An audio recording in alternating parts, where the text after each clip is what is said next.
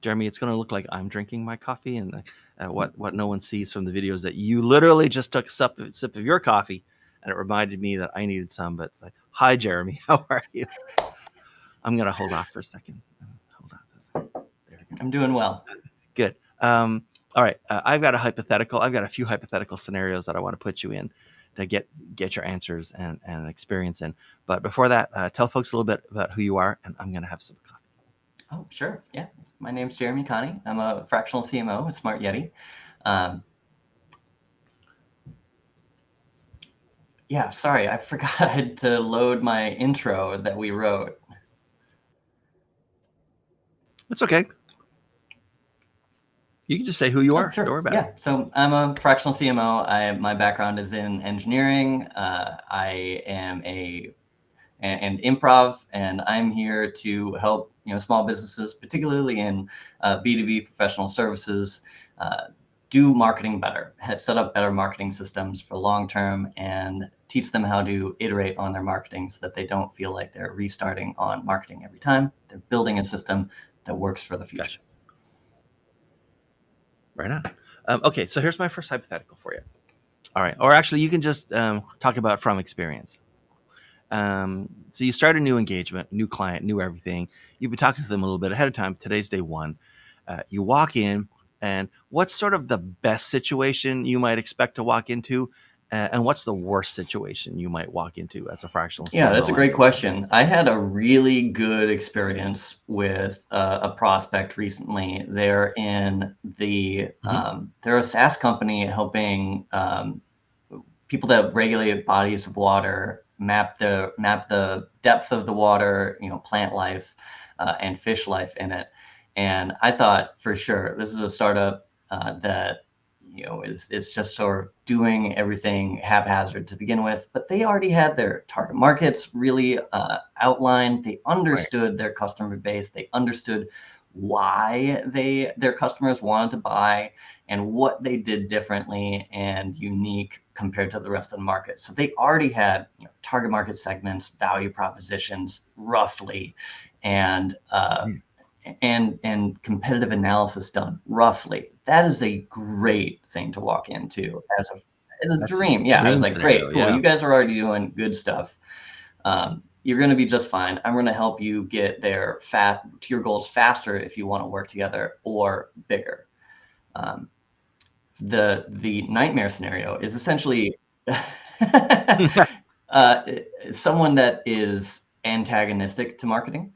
Typically, this is a client that feels like they've done, quote unquote, done marketing. What they've typically done is a bunch of different tactics without any sort of strategy or foundation underneath it. They haven't done any of that target market analysis. They haven't done competitive analysis. They don't know that, different people around the organization are doing different value propositions. It's haphazard, and they feel like marketing doesn't work. So I feel like for that scenario, why it's a nightmare is I'm digging myself out of a hole in terms of trying to help them understand what the right way to do marketing is in order to get productive results. Okay, so next scenario. It's day one. You've talked to the CEO before, but now it's the first official sit down. Okay, and the CEO looks at you and says, "Jeremy, just kind of the nature of our roles. You talk and work with a lot more CEOs than I'm ever going to talk or work with a lot of CMOs. So, is there anything as a CEO that I need to stop doing so we can get maximum value, squeeze every last penny out of you, or is there something I should start doing to make sure that you're successful here so we can get most of our money back? Typically, my advice for CEOs that are looking for areas to improve without, on their own is if they're doing advertising and they're not getting qualified leads out of that advertising, regardless of the method and tactic, Google AdWords, LinkedIn, Facebook, if you're doing advertising dollars and your qualified leads are zero or very small, and certainly not paying for that advertising dollars, stop immediately. There's something wrong on the strategy side. You need to be doing something else before you're doing advertising. So that's usually my stop advice. My start advice Right. is do customer research. If you're not yet talking to your customers, asking them what they love about your product or service, and or how to improve your product or service, and getting that feedback regularly, to me, it doesn't matter how. The how doesn't really matter. Do it, start it as soon as you can, and compile that information, and then use that information in your marketing and sales. No, that's good. Okay. Let's switch our hypotheticals. You're on stage, you're the speaker, there's 250 people in the audience, okay? Every one of them became a fractional CMO yesterday. They're brand new. Finish this sentence for me. Finish this thought. You guys, you're starting out today. What you're going to be most surprised by being a fractional CMO out on your own is what? You need to build your own internal processes. You can have a sales pitch, you can have your results, case studies, you can have all of these things that help you make a sale, but you need to focus on standardizing how you interact with a client. You need to build your own processes for how your engagements go. That to me is gold for you. The sooner you can do it, the better. For me, I didn't start thriving until I started working with a group called Octane Growth Systems.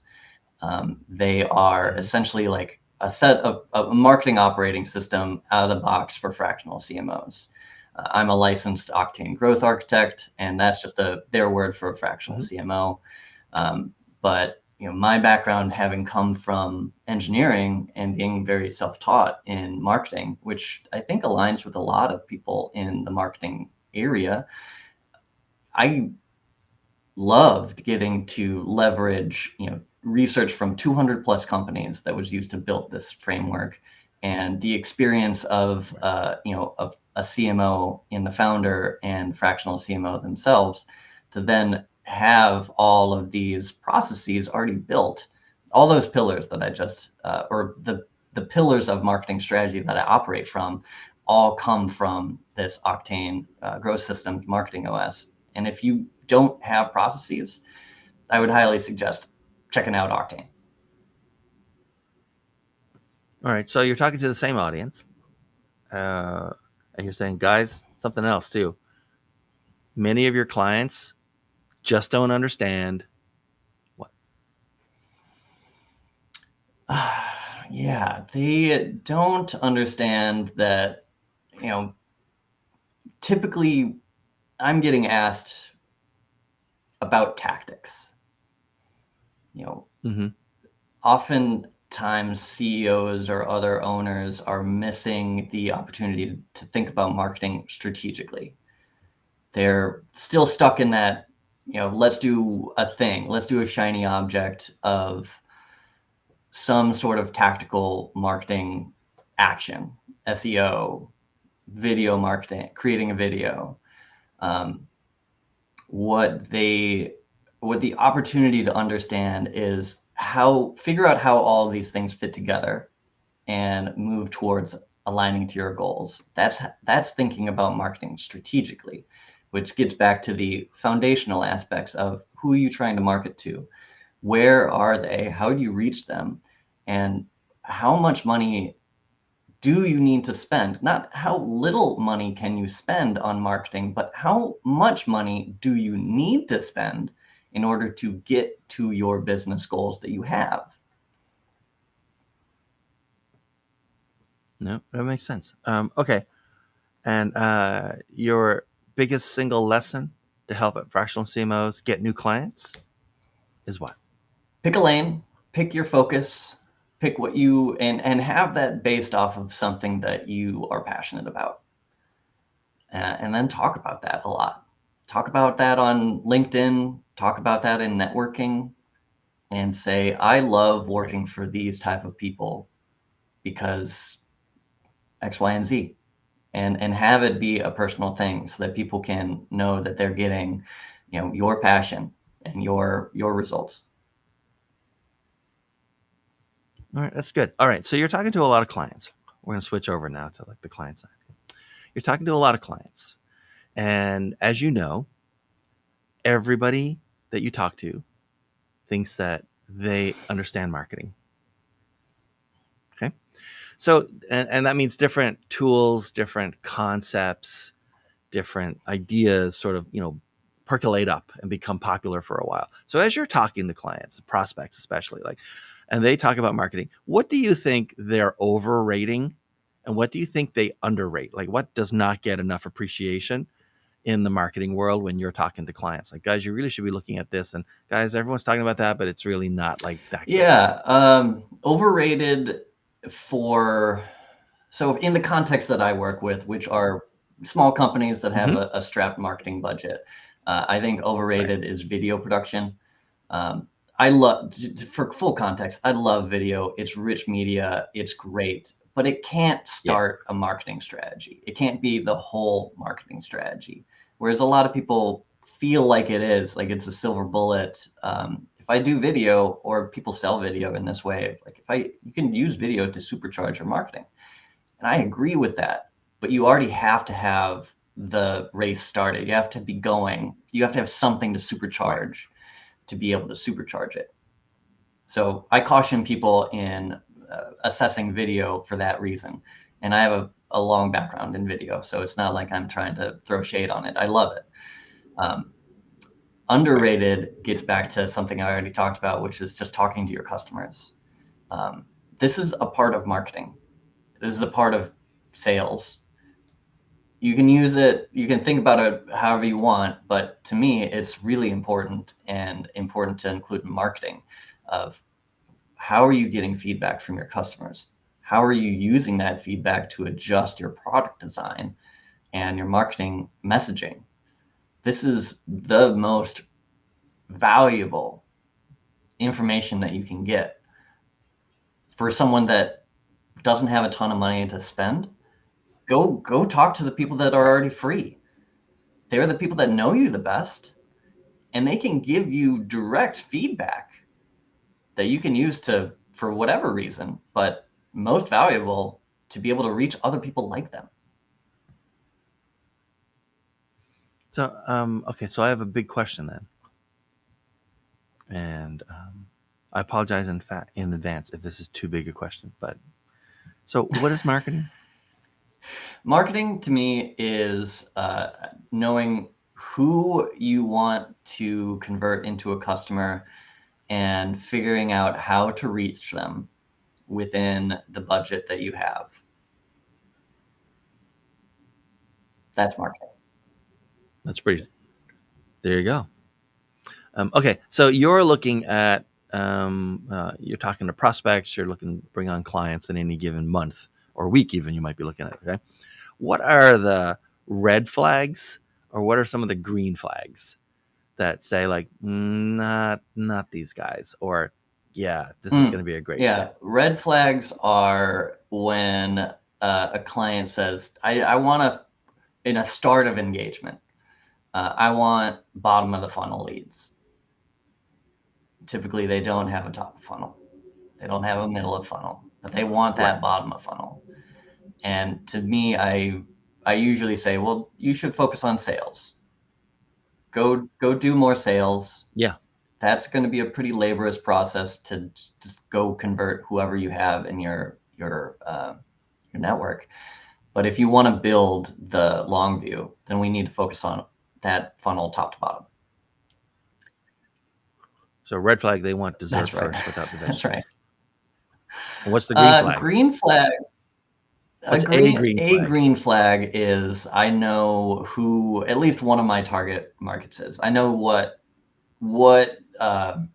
it's they've gotten past I can serve anybody, and they say I know I can serve these people, and they really want to get more of these people at the very least.